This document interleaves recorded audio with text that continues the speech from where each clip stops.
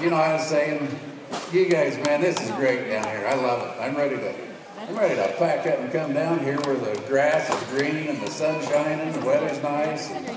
And boy, it brings a whole new meaning. I've been riding up there in 30 below zero and snow and miserable. And like I said, getting cleaned up for this event, it was harder for me to get all the hair trimmed up than it was the horse. That guy's haired up for winter.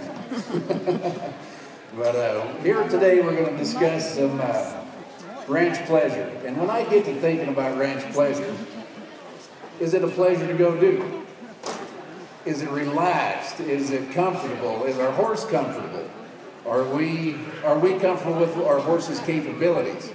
This little filly and we've been down quite a journey.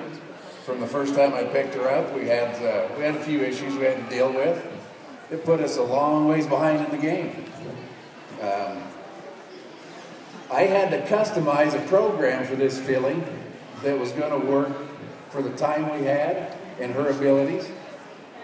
And for that, I put a lot of emphasis into keeping her relaxed, keeping her soft, keeping her where she was not going to burn out on me. I did not want a colt to get burned out with the short amount of time we had. It's better for her mentally to take things slow, take things easy.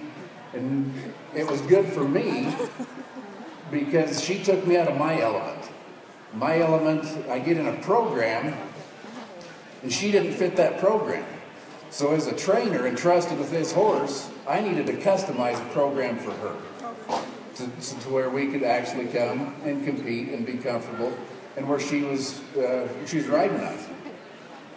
One of the first things I want to do when we talk about ranch pleasure, it incorporates with reining, it incorporates in any event, the basic structure.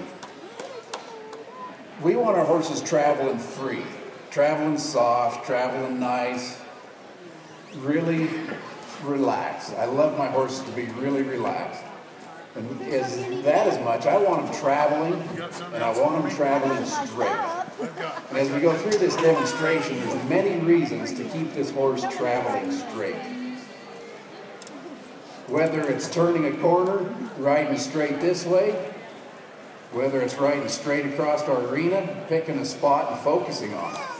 I want these horses freed up, relaxed, following that straight line.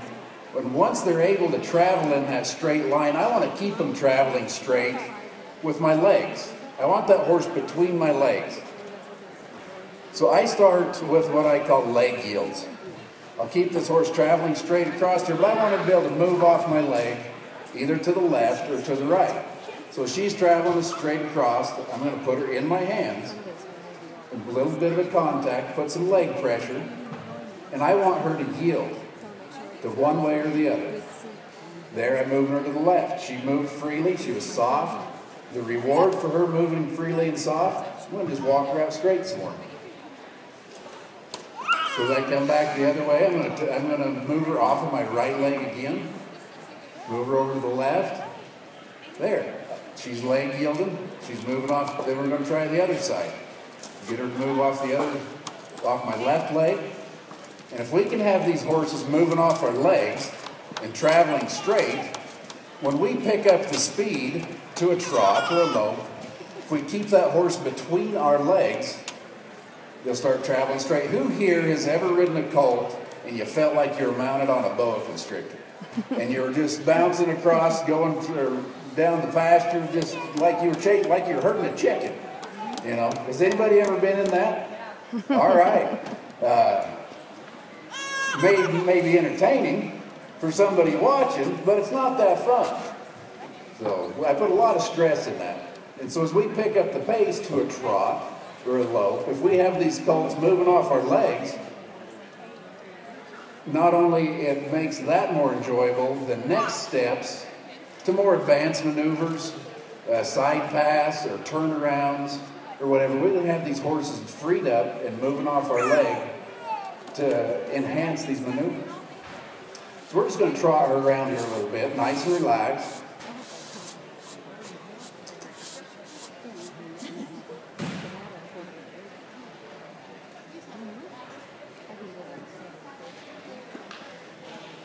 If we can keep her moving at a nice trot, nice and relaxed, we're letting her look at the arena, see some of these banners, see some of the people up above, let her get used to the situation you're in.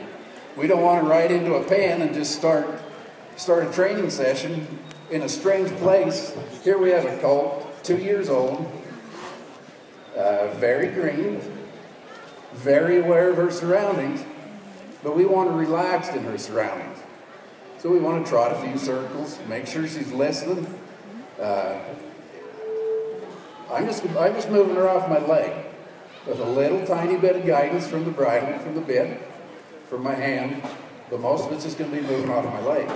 But where I did the homework and had this colt moving off my leg in a straight line, when we speed it up, we can move her anywhere in this arena off our leg. We put a little more leg pressure and make her turn a little tighter. We get to thinking about reining. Fast spins, big slides, big stops, turnarounds. That's all great. It's a lot of fun. But we've got to create the foundation for it. If we don't create the foundation for these maneuvers, the building will fall. We can go out. I grew up, it was kind of a funny deal. I could see people do this, but I was too embarrassed to ask. How do you get that horse to do that? How do you get that horse to turn around? How do you get that horse to do that? Some people didn't share their information all that nicely. I had one guy tell me, pull on the inside and kick on the outside. So, well, I was excited. I go home, I pull on the inside and kick on the outside till I had the horse so sour and resentful that, you couldn't get him to do anything because it was forceful. Up until the point, I had another old cowboy, another guy I thought a lot of, come up to me and said, "Kid," he said, "you either get that spur out of that horse or I'm going to take that spur and shove it probably somewhere you don't want to spur, So then I got to thinking, well, if I pull on the inside and kick on the outside, and that don't work. But then this old guy, he's going to do something with his spurs to me that I don't want done. I got to find a softer, nicer method. And so a lot of studying, a lot of horses, getting these horses soft and relaxed, moving off your legs, doing it freely. And come to find out, it didn't take a lot. It just took timing. Timing was everything. Timing, pressure, and release. Whether it's in your hands, the timing, if I want to pick her up and collect her, and the release for the reward, or the leg to put a little bit of pressure, and the reward for her for moving off my leg is the release. We have to have the release. It's just like giving them a little bit of a candy bar. Every time they do something good, we've got to reward it. If she moves, I'm going to release it. The timing is very important. We want the pressure, the timing for that pressure. If you'll watch this little filly, when her foot leaves the ground, I'm going to apply some pressure.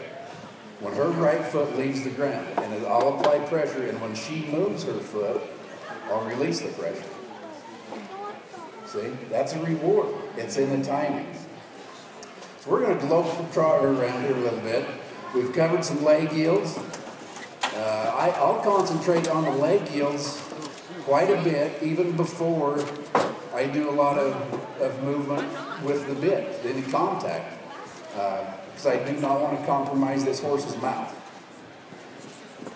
Before I start the leg yields, I want her, soft, listening, and responsive, but I'll get her off my leg and spend very little time on her face until she realizes the pressure and release program, and it applies to her mouth and bridle as well.